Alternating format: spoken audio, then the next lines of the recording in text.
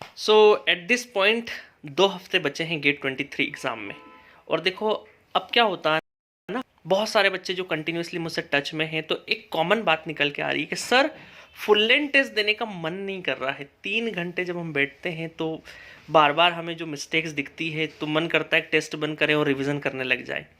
कभी मन करता है 3 घंटे हम पूरे नहीं बैठ पाते हैं और लगता है कि ये चीज़ भी नहीं आती, वो भी नहीं आती, वो भी नहीं आती है, फिर बंद कर देते हैं। तो इस तरह की सिचुएशन बहुत सारे स्टूडेंट के साथ में होती है।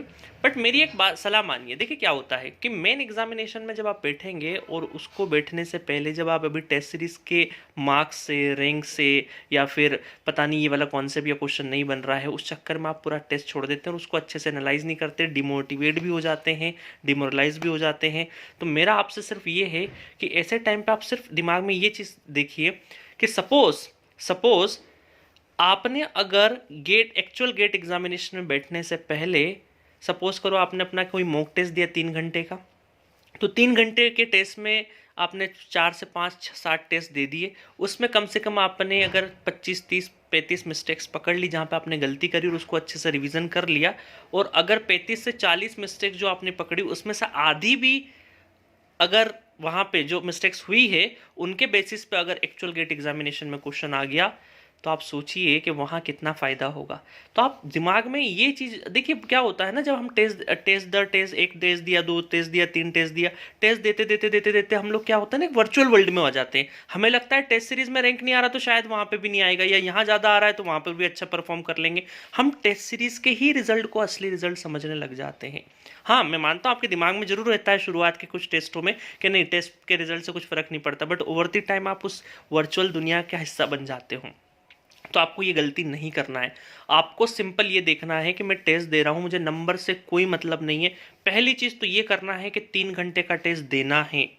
मॉक टेस्ट से बिल्कुल मत घबराओ। अभी 2 हफ्ते हैं तो मैं बोलूँगा कम से कम 7 फुल लेंथ टेस्ट मिनिमम लगा के जाना है आपको। इससे क्या होगा कि आपको 3 घंटे बैठने की कैपेसिटी बनेगी। अदरवाइज गेट के एग्ज़ाम में 3 घंटे तक दिमाग को इक्वल पोटेंशियल पे वर्क नहीं करा पाओगे, है ना। नहीं तो एग्जॉस्ट हो जाएगा 1 1.5 घंटे 2 घंटे बाद कि अब तो दिमाग ही नहीं चल रहा, हाथ पैर फूल जा रहे। आता हुआ क्वेश्चन सामने दिखेगा, एनर्जी नहीं रहेगी क्योंकि दिमाग के अंदर ऑक्सीजन की जरूरत पड़ती है और उस टाइम पे घबरा जाओगे आप। तो मेरी मानो 7 मॉक टेस्ट कम से कम दे के जाओ। 3 3 घंटे के स्पान की बैठने की कैपेसिटी होगी। उससे ये होगा कि बहुत सारे अच्छा उस 60 टेस्ट के बाद उनमें जो मिस्टेक्स होगी उसको रिवीजन में शामिल करो।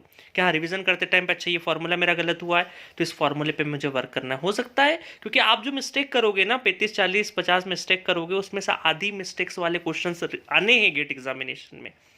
अब यकीन मानिए उन मिस्टेक से ही क्वेश्चन आएगा, ठीक है।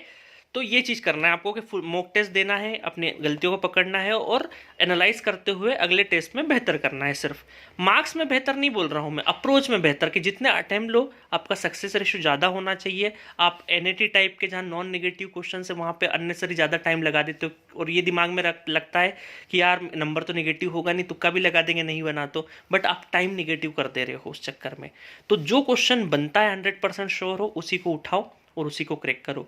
आप पूरे पेपर में आप ये आपका अप्रोच अगले साल, मुझे नहीं पता कि इसके पहले आपने क्या अप्रोच रखा, मैंने बताया उसको फॉलो किया नहीं किया, है ना। अब से आप ये ध्यान रखो कि आप जो भी क्वेश्चन टेस्ट में उठाओ उसको एक्यूरेट करने की कोशिश करो, जिससे आपका जो सिलेक्टिविटी है ना, अप्रोच जो क्वेश्चन सिलेक्शन का तरीका है वो अच्छा रहेगा। अदरवाइज बहुत सारे स्टूडेंट सोचते हैं अच्छा नॉन नेगेटिव है चलो कर देते, बट टाइम नेगेटिव हो रहा है ना उस चक्कर में, ठीक है। तो एक्चुअल गेट एग्जामिनेशन जो टेस्ट सीरीज के मॉक टेस्ट दोगे, जो भी दोगे, उससे काफ़ी आसान रहने वाला है। आपको एक गेट एग्जामिनेशन में इजी और मीडियम को ही पिक करके अगर एक्यूरेट कर दिया, अच्छा रैंक आ जाएगा। एक और चीज़ में स्टूडेंट फंसे हुए हैं कि सर आईआईटी कानपुर हर यूट्यूब चैनल पे एक माहौल बना दिया गया है कि आईआईटी कानपुर, ये हर साल ही होता है, हर एक आईआईटी एग्ज़ाम देता है तो उस आईआईटी के नाम पे बिल फाड़ा जाता है व्यू लाने के लिए, कभी क्या लाने के लिए, कभी क्या लाने के लिए। यार आप उन चीज़ों में क्यों फंस रहे हो भाई। कोई भी आईआईटी बनाए, आपका क्वेश्चन पेपर सिलेबस से आना है। सिलेबस को ध्यान में रखो। जो क्वेश्चन आपने यहाँ पे बनाए हैं, यहाँ पे जो बन रहे हैं 20 से 25 साल के जो क्वेश्चन बन रहे हैं, तो 26वें साल का जो पेपर बनेगा उसका भी बन जाएगा, है ना। और रही बात जो 5 7 क्वेश्चन नहीं बनेगा, टफ पूछेगा, अरे छोड़ देना है उस दिन वो, हमें इससे ज़्यादा क्या होगा, छोड़ देंगे भाई। कुछ क्वेश्चन छोड़ना भी तो है, वो कहाँ से है, वो आसमान से थोड़ी टपके या मार्स से टपक गए या मंगल ग्रह से आ गए, वो आपके सिलेबस से ही होंगे ना जिनको छोड़ना है वो क्वेश्चंस भी। ठीक है, तो इस चीज़ से वरी मत हो बिल्कुल भी, सिर्फ इजी और मीडियम लेवल को टारगेट करना है और 7 मॉक टेस्ट दीजिए और उसके साथ साथ जितना आप रिवीजन, मैक्सिमम रिवीजन चीज़ें करके जा सकें उतना अच्छा रहेगा। खुद के टाइम टेबल पे फोकस करिए, आउट ऑफ बॉक्स जाके अपने हेल्थ पे बहुत ज़्यादा वो मत करिएगा कि पता चले रात रात भर सो नहीं रहे हो, 2 घंटे 3 घंटे पढ़ाई कर रहे हो और अब चैनल सारे देखना बंद कर दो, सारे यूट्यूब चैनल से अलग हो जाओ। मैं यूट्यूब चैनल पे, हमारे यूट्यूब चैनल पे तो वैसे भी बहुत ज़्यादा हम लोग कंटेंट इस तरह का नहीं डालते हैं, बट आप ये समझिए कि मैं शॉर्ट स्पान में, और जिसको भी कुछ भी पूछना है तो आप स्पेशली आ जाइए चैट बॉक्स पे जी सेंटर के ऐप के, वहाँ पे अपना ऑडियो फाइल पोस्ट कर दीजिए, टेक्स्ट पोस्ट कर दीजिए, मेरा इमीडिएट रिप्लाई है। कंटिन्यूसली बहुत सारे स्टूडेंट अपना क्वेरी रिजॉल्व कर रहे हैं, आप भी हिस्सा बनिए।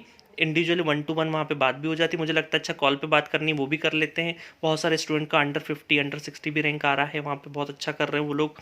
तो उस चीज़ में रियल प्रॉब्लम पे काम करिए, रियल प्रॉब्लम पे। पता चले ये बनाएगा, पता नहीं ये भी नहीं आता मुझे, वो भी नहीं आता, ये टाइम सिर्फ अपनी ताकत पे फोकस करने का है, अपनी स्ट्रेंथ पे फोकस करो, अपनी वीकनेस पे नहीं। वीकनेस पे फोकस करोगे ना तो ढेर हो जाओगे वहाँ जाके 1 घंटे में, अपनी सिर्फ स्ट्रेंथ के साथ। ठीक है, मुझे पता है ना यार, देखो क्या होता है, नर्वस हैं या कुछ चीज़ें नहीं आती है, बट आप अगर जो आती है या जो आपका स्ट्रेंथ उस पर फोकस करोगे तो नर्वस वगैरह सब वो साइड में हो जाएगा।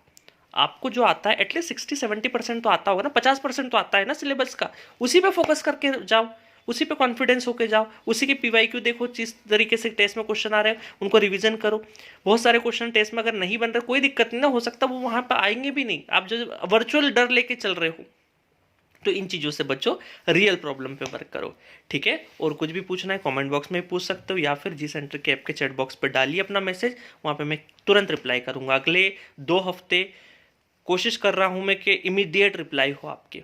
ठीक है, तो वंस अगेन सबको ऑल द बेस्ट। अच्छे से आप पढ़ाई कर रहे होंगे, मॉक टेस्ट जरूर लगाइए, 3 घंटे की कैपेसिटी बनाइए, अदरवाइज उस दिन दिमाग नहीं चलेगा 1 घंटे के बाद। ठीक है, all the best, okay, thank you.